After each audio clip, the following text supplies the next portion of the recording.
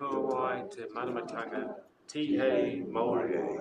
Through listening, through talking, from the heart, from the spirit, through giving and receiving respect, understanding all bloom. This is the essence of life. Welcome along to this morning. Is it an endorsement?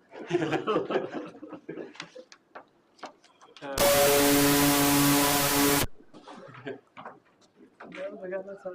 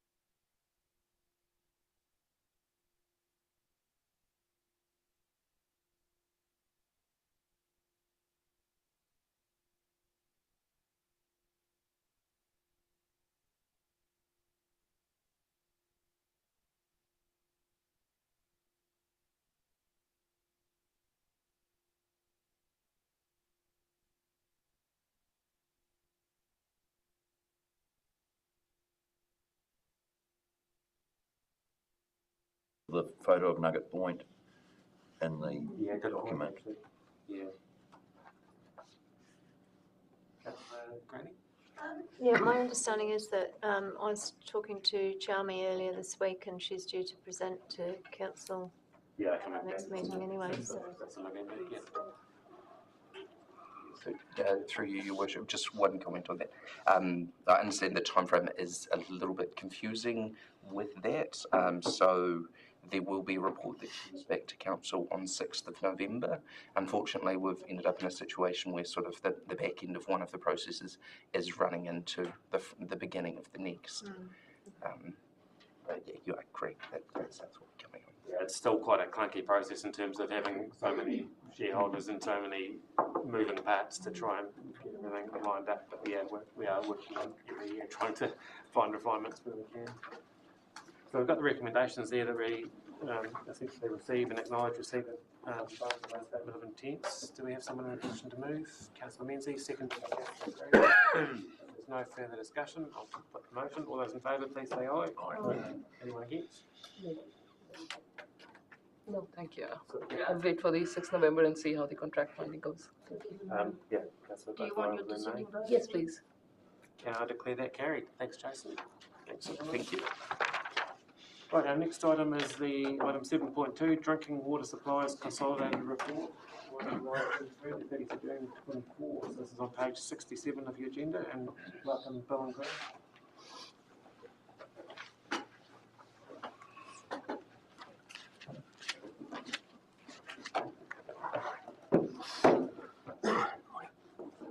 Hey, Brad. Welcome back. Good morning, Your Worship and councillors. So this is the consolidated drinking report for effectively last year, but July to June. It mirrors the compliance report that we sent to the regulator. We also supply it to council. So it covers only the drinking water schemes, not the stock water schemes. And it's broadly reporting on the bacterial compliance requirements and the protozoa compliance, which so there's two sets of rules we're reporting against. So the size of the scheme has a different set of rules that we need to report against. So on page 8, there's just a summary of the plants that were fully compliant with the bacterial requirements. The remaining plants, by and large, the non-compliances were just for a few minutes. So non-compliant for a day, which means you can't say you were fully compliant for the year. Similarly, on page 10, we've protozoa. 24. 77 on the agenda. 77 on the agenda. There's a brief list of the protozoa, fully compliant protozoa schemes. Additionally, you'll note, or you may have noted, when you flick through these tables, the colour-coded tables, you'll find a couple of red ones. I'm not sure what the agenda page is once you get these red panels. So the first one's on page 89 of the agenda. So this is a Tuatapere. Tuatapere is a technical non-compliance here for protozoa. And this arises because we've self-assessed that scheme as requiring a 4 log credit protozoa reduction. We've got UV in place, which will give us 3, and the filters that are there would normally give us another 2, but they're not able to do that because the manufacturer doesn't exist anymore of those filters, so we can't get the certification to prove that they give us the 2 log credits. So this year we're doing an upgrade on the UV and the filter setup, so we'll be fully compliant. But the filters that are there were compliant under the old rules. If you go back far enough, that company was still around. So they are still in place and working. It's more of a technical non-compliance. And the second one on there is the Eastern Bush O2 flat. So Page 90. page 90. So this, there is no protozoa barrier at this plant at this time. So there's an upgrade of that plant in the LGP for 25-26, which will give us that protozoa barrier we need. And also, because there's no filtration there, we currently have a permanent poor water notice on that scheme, just because when the river's dirty, we can't guarantee the chlorine will be effective at the extents of the scheme. Through you, Mr. Chair, we have talked about those issues with the regular KPI meetings where we've had these discussions about the whys, very technical, and misses that occur through a very short time frame for a number of reasons. Councillor. I think I did mention to you at one of the other council meetings that, there is a water source that I'd like you to come and have a look at. Yeah, I talked to Jeff about that. He tried to contact you, I think. But anyway, we'll follow that up. Councillor Menzies. Thank you. Just, I think on a couple of occasions, there's just a note here, there was a report made through to the regulator because that's what's required. What's the response from what was the response from the regulator in those? It varies. So if it's something that's critical, so if we've had a mains burst somewhere, that's something we need to tell them. If there's a risk that we can't supply sufficient water to a township, we need to tell them straight away. So there's a sort of a hotline we ring, and they're pretty quick to get in touch with us and work through that. There's other less critical events where pretty much you send an email and they field those emails, and if they feel they need to contact us, they do. So it's sometimes we never hear back from them if they don't. So there's been no response from the regulator. No, however, they are very aware of the program that we've got in place for the upgrades, including the Eastern Bush one, and they are, monitoring us to make sure that we're on a path and a journey to get that upgraded. So they're very aware that we've got that in our LTP and have been, keeping an eye on that we are still upgrading. They did ask questions when we moved, through that LTP change, when we moved a couple of projects, they did ask questions. Yeah, the water safety plans for each individual scheme have an improvement plan on there. So we'll acknowledge that we don't have, for instance, the protozoa barrier in place, and we'll give them the time frame. They can review all those. It's not really a pass-fail thing. They review them, and if they've got concerns about the time frames we've submitted, then they'll let us know. But to date, they're happy with everything we've. No, I noticed some of the comments around here in terms of, minutes over, which I also see there's a few which are due to UVT failure. Does that just happen, or is that something we're aware of in terms of replacement? So there's. On one occasion it said UVT failure, another was UVT meter was not serviced. So when it's being serviced, does another one get replaced or put in while the servicing occurs, or? It varies. So yes, they'd get swapped out. The problem is that these are new rules. There was never a UVT requirement for all this new equipment.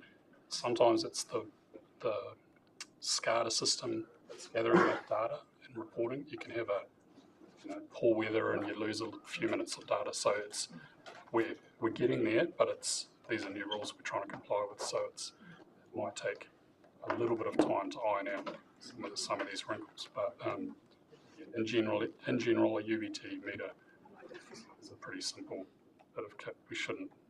The water in our schemes doesn't cause the UVT issue. It tends to be technical problems that we have to work through. Yes, I imagine it's frustrating when you're getting a report back saying, not compliant or whatever, when in fact it's due to things that are outside your control. And often the non-compliance doesn't necessarily mean that there's an actual quality of water issue. I think that's the important piece to note. The impact or the non-compliance can literally be because data, we haven't been able to secure the data that says between this minute and this minute, which had perfectly good water at the beginning of that minute and perfectly good water after that minute, but because that minute wasn't surveyed, we haven't got the data for that minute, we become technically non-compliant. So, And I water think quality, we don't believe in that 1 minute failed on us. Sometimes but it we couldn't, can't prove just that. couldn't have, like you couldn't shift an entire reservoir's chlorine level in 30 seconds, for instance. So, Requires a little bit of knowledge to understand that for the layperson reading it. And so one other comment is on page 76, where it's on the colour codes, there's against Winton, it's got compliant, but yes, it's coloured orange. So you can be compliant, but still not on track. Is that what the orange? Right, 76, it's page 11. Sorry. Oh, Yeah. Okay.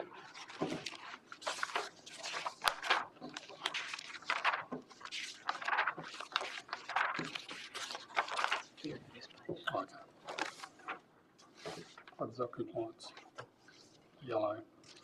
Yeah, so that probably means we weren't fully compliant, but we were within the rules. So right, okay. there's different types of rules now as well. Yeah.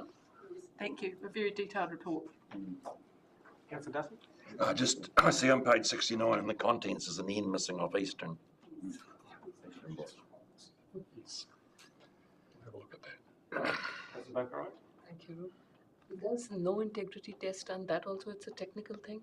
That's a technical thing, correct. So that's our only membrane plant at the moment, and it's a requirement. There's a requirement that those membranes self-pressure test to check for leaks. Okay. And it has to happen once a day. So it Some can be technical failure frustrating. that won't happen. So that day is a Right. problem with the timing of it. So that test was not to be done by you, but by the equipment itself. It's an automatic check. We Automated. actually do it twice a day just to be sure that we get one a day. And on that particular occasion, there was a problem That's that frustrating. called Thank one. you. So then we fixed that problem, but something else. Yeah, there's always a risk that something will catch us out on the technical side of it. Thank you. no further questions? Through you, Your Worship. It's good to see, even though Anna were compliant and just sort of explained, through the monitoring process,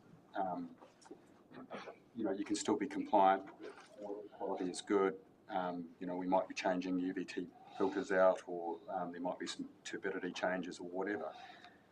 Why did those two treatment plants come through with flying colours? It's okay. I'm just trying to think what's different about those plants. Why do they set the benchmark over all the rest of them? They're a little simpler.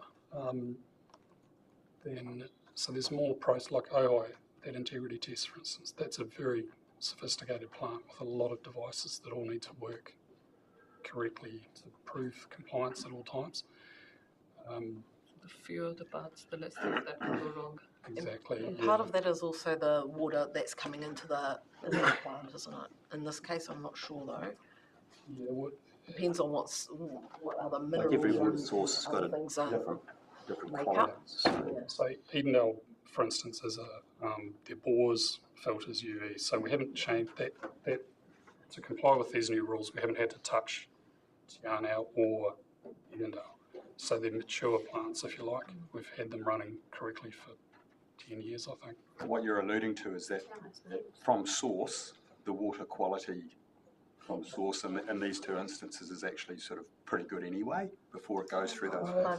They are pretty good, but it's not variable. So Edendale, those bores, the water that comes out of them doesn't change. So once you've got that plant dialed in, it's not going to change. And Tianau's pretty similar, it doesn't really change.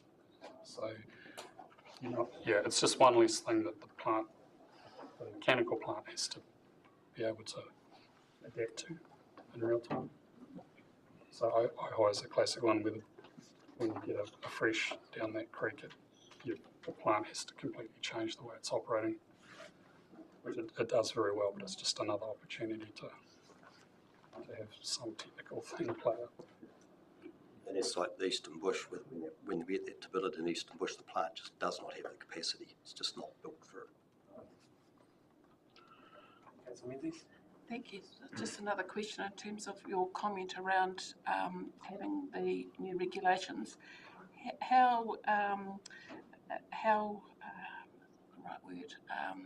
In terms of staffing time and confidence in having the time to upgrade according to new regulations, has that been reasonably straightforward or required meeting some resource requirements that have been more challenging than they would have otherwise have been? So from my point of view, I was lucky enough to have a set of plants that was nearly there. So we've only had to do a small, incremental improvements to get there. It's more around the reporting. So we put a lot of work into automating our compliance reporting. So we have to report every day, some of the stuff we have to collect every second, and it gets sent off to the regulator. So, and all the lab reports get sent to us and the regulator direct from the lab. So all that stuff has the potential to be very, very labour intensive. So we've put a lot of work into automating as much of it as we can. So we've got some pretty sharp cookies back in our office that have built these systems that are working really well. And we're fortunate enough through that stimulus funding to get quite a lot of that plant work done through the stimulus. That was a real bonus for the council across a number of plants. Acknowledging then the work that has been done by staff behind the scenes, which makes it straightforward in terms of us just reading the report, but it's obviously a lot of time and effort gone into having that occur. Thank you. Thanks for the acknowledgement. I'll pass that on. I guess it just highlights the fact that, this hasn't been, you haven't had to suddenly react to a change in legislation and lift the game. We've kind of been consistently doing what we need to do all the way through, and these reports kind of highlight that, even though there's a bit of red in there, but it's still not necessarily bad. And it's good to have that level of reporting, given the necessity to. It's good to see that continually being done well, and we haven't had to react. So just emphasising Lindsay's comments.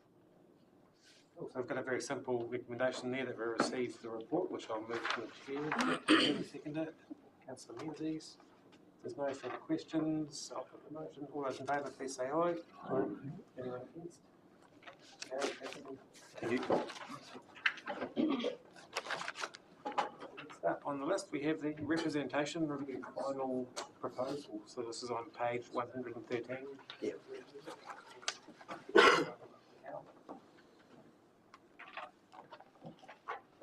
Good morning, Your Worship and councillors.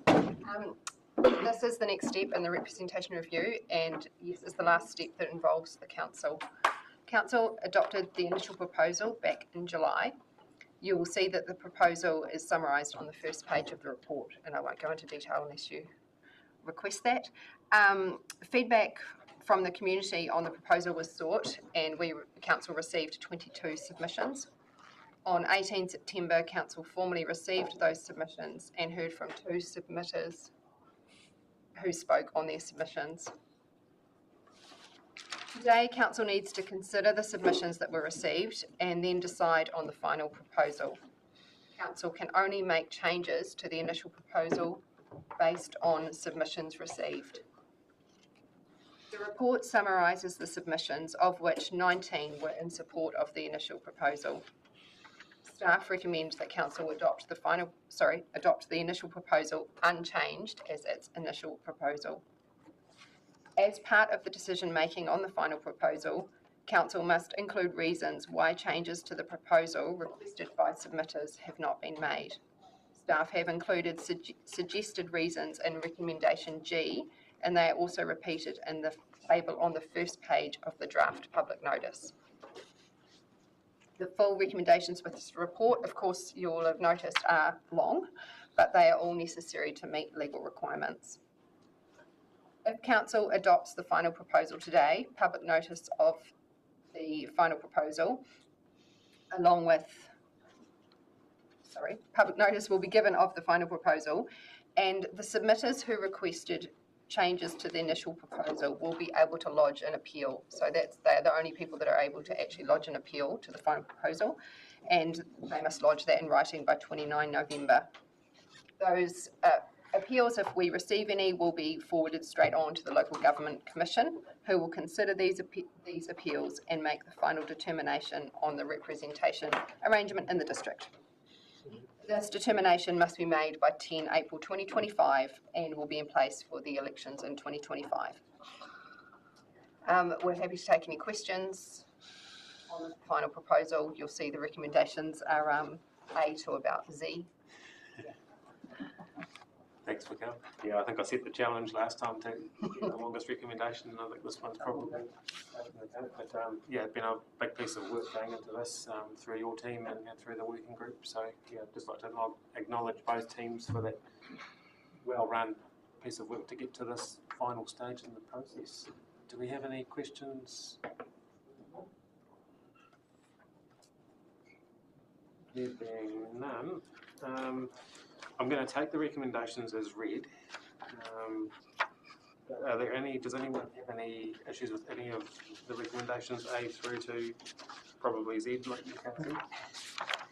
Or pretty comfortable with what's there, and if so, is someone in a position to move? Oh, sorry, Councillor Wilson, you got your hand up?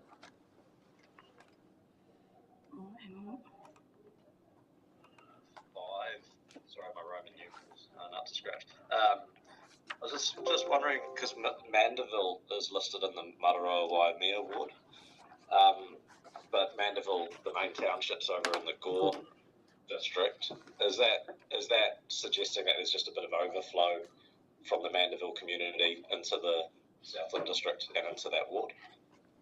Through you, Your Worship, that would seem correct. The boundaries are defined on actual maps as well, so that would be my understanding. I can check that for you though. Yeah, from my understanding, there's a slight bit of Mandeville that's in our patch. Does that answer your question, Matt?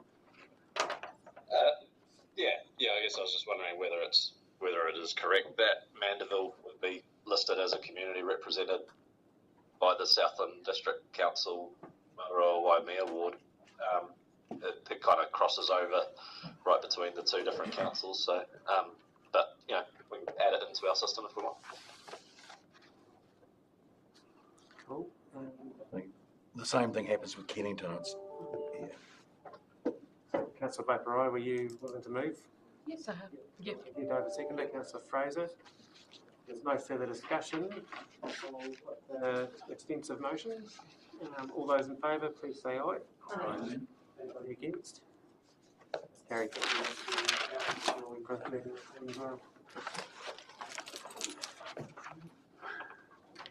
Okay. Moving right along. I won't jinx it and say this will be a fast council meeting because I'll probably just have.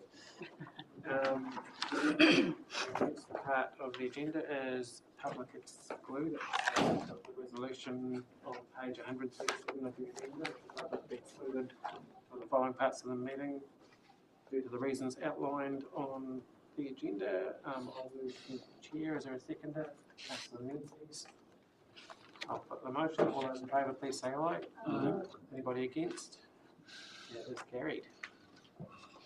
So we'll just pause while we go offline.